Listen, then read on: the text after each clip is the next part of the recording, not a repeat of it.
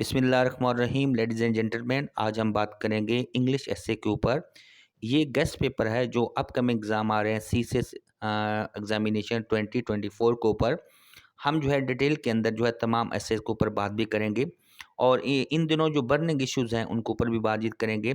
इस गेस्ट को अगर आप सही तौर पर जो है तैयार कर लेते हैं और इन एस्सेस को आप सही तौर पर इनकी इन्फॉर्मेशन को देख लेते हैं, तो इंशाल्लाह आपका जो है एस्से का पेपर जो है ब्रिलियंटली आप कर जाएँगे। तो अब हम जो है बगैर देर किए बगैर अब हम चलते हैं। सबसे पहले ऐसे जो है problem of brain drain in Pakistan. जैसा कि आप लोगों को पता है कि पिछले 2 साल के अंदर तकरीबन 12 से 13 लाख नौजवान जो कि पढ़े लिखे हैं और वो अपनी रोज़ी-रोटी के सिलसिले में पाकिस्तान को छोड़कर दूसरे ममालिक में चले गए हैं। इस तरह माइग्रेट करना पढ़े लिखे इंसानों का, इसको ब्रेन ड्रेन का अमल कहते हैं।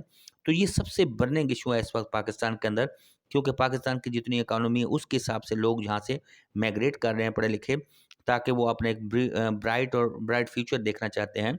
तो इस ऐसे के ऊपर ना बहुत सा एक तो हम रिलाय कर सकते हैं कि ये ऐसे जो है ज़्यादा इम्पोर्टेंट है, तो आपने इसको सही तौर पर देखना है। हम सेकंड नंबर पे important issue energy crisis and our security, nation security, यानी एनर्जी क्राइसिस की वजह से हमारे नेशन सिक्योरिटी के क्या इशू हो सकते हैं, क्योंकि एनर्जी क्राइसिस एक बहुत सबसे बड़ा क्राइसिस है और ये हमारे नेशन सिक्योरिटी के जो इश्यूज होते हैं उसको भी जो है उसके ऊपर भी इफेक्ट करता है। तो इस ऐसे को मैं दूसरा नंबर दूँगा, क्योंकि मैंने इसको अरेंज इस तरह क्रोनिकल ऑर्डर में किए हैं ताकि आपको इसकी सिग्निफिकेंस और इम्पोर्टेंट का भी पता चल सके। नंबर 3 पे ऐसे है one syllabus can determine the future of Pakistan. ये भी एक एजुकेशनल पॉइंट ऑफ व्यू से बहुत अच्छा ऐसे है, क्योंकि किसी भी कौम का तरक्की का दारोमदार जो है वो वन सिलेबस के ऊपर होता है। जब आप एक सिलेबस जो है सारी क्लासेस के लिए, सोसाइटी के अपर लोअर क्लास दोनों के लिए जो है एक सिलेबस मुख्तस कर देते हैं, तो वो आपको जो है किसी अच्छे फ्यूचर की तरफ ले जाता है। तो क्या वन सिलेबस जो है वो पाकिस्तान को आगे ले जा सकता है? क्या अमीर और गरीब में फ़र्क किए बगैर जो है वन सिलेबस जो है वो हमारी तरक्की को कैसे डिटरमाइन कर सकता है? ये भी बहुत इम्पोर्टेंट इशू है जिसको आपने चेक करना है। ऐसे नंबर 4 जो है पॉलिटिकल पोलराइजेशंस एंड सोशल डिसऑर्डरनेस। जैसा कि आपको पता है कि इन दिनों पाकिस्तान के अंदर इलेक्शंस की जो है हसल एंड बसल है और यहाँ पे जो है पॉलिटिकली पोलराइजेशन बहुत ज़्यादा हो गया है और सियासी नफ़रतें और सियासी जो है गैप जो है वो बहुत ज़्यादा हो गए हैं और हमारे माशरे के अंदर जो है एक बहुत ज़्यादा नफ़रत का एलिमेंट पाया जाता है और डिसऑर्डरनेस पाई जाती है। तो पॉलिटिकल पोलराइजेशंस और सोशल डिसऑर्डरनेस के ऊपर जो है बहुत एक अहम इशू है इन दिनों, ये भी बहुत इंपॉर्टेंट ऐसे है, इसको भी आप कर सकते हैं। अगर हम ऐसे नंबर 5 को देखें, climate affects and our food security and economic growth को देखते हैं। जो क्लाइमेट से आपको पता है कि पाकिस्तान के अंदर भी क्लाइमेट चेंज की बहुत ज़्यादा इशू हैं, यहाँ पे एनवायरमेंटलिज्म के भी बहुत ज़्यादा इशू हैं और इसके साथ साथ अगर क्लाइमेट चेंज हो रहा है तो फूड और इसके साथ इकोनॉमिक के ऊपर भी डायरेक्टली या इनडायरेक्टली बहुत ज़्यादा फ़र्क पड़ता है। तो इसलिए जो है ये 3 टॉपिक हैं, यानी क्लाइमेट इफेक्ट्स की वजह से फूड का निज़ाम और इकोनॉमिक ग्रोथ जो है इसके अंदर जो है 2 डिस्टर्बेंस आती है और इसके अंदर जो है फ्ला आते हैं, उनके ऊपर आपने ऐसे लिखना है और ये मोस्ट इंपॉर्टेंट ऐसे में से एक है। ऐसे नंबर 6 जो है taxation reforms to overcome the budget deficit. आपको पता है कि पाकिस्तान के अंदर जो है कर्ज़ों की तादाद बहुत ज़्यादा है और कर्ज़े ज़्यादा होने की वजह से हमारा जो डेफिसिट बजट डेफिसिट है वो भी बहुत इसी तरह ज़्यादा है। तो अगर हम टैक्सेशन की रिफॉर्म किए बगैर हम अपने इस डेफिसिट को कभी भी मीट नहीं कर सकते।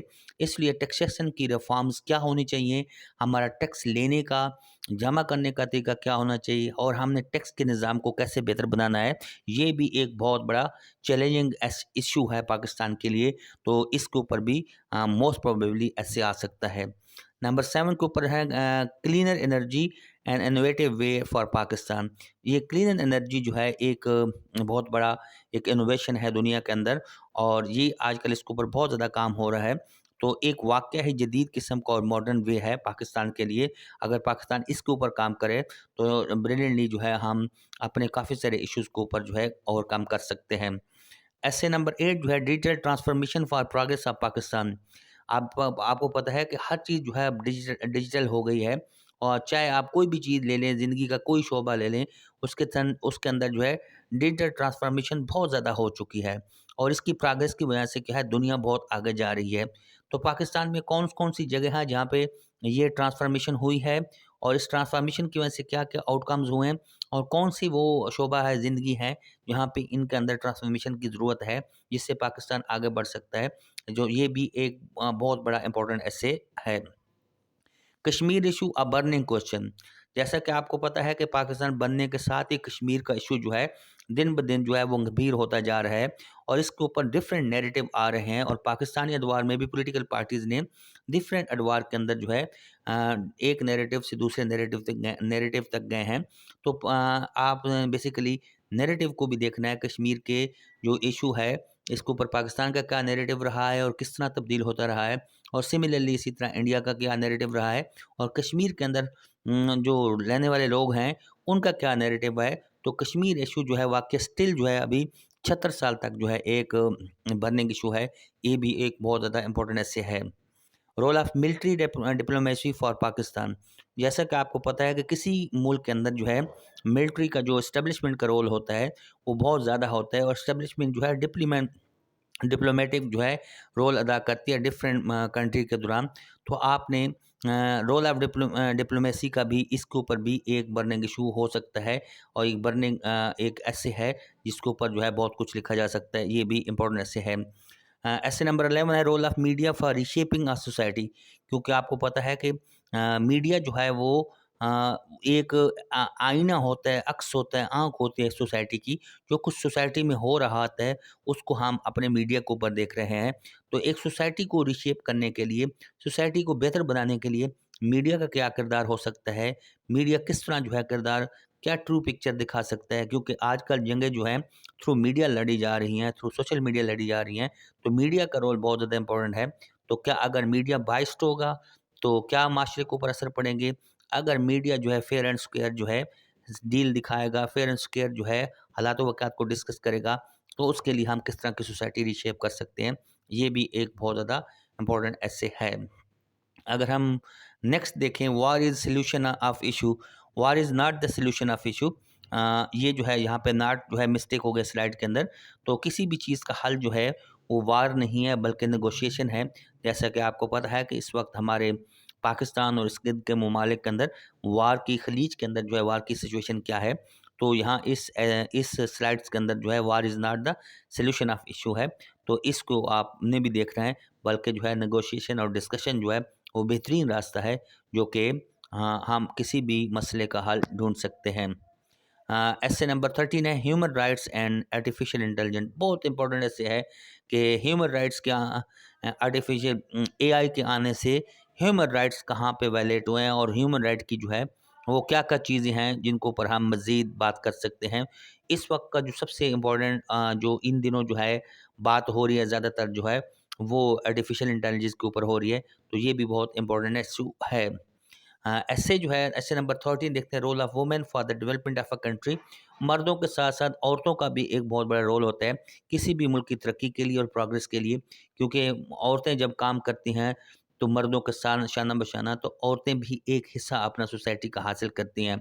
तो ये वाला ऐसे भी बहुत ज़्यादा इस इन दिनों बहुत ज़्यादा इंपॉर्टेंट है और जो अपकमिंग एग्ज़ाम आ रहे हैं सीएसएस के उसके लिए भी बहुत ज़्यादा इंपॉर्टेंट है।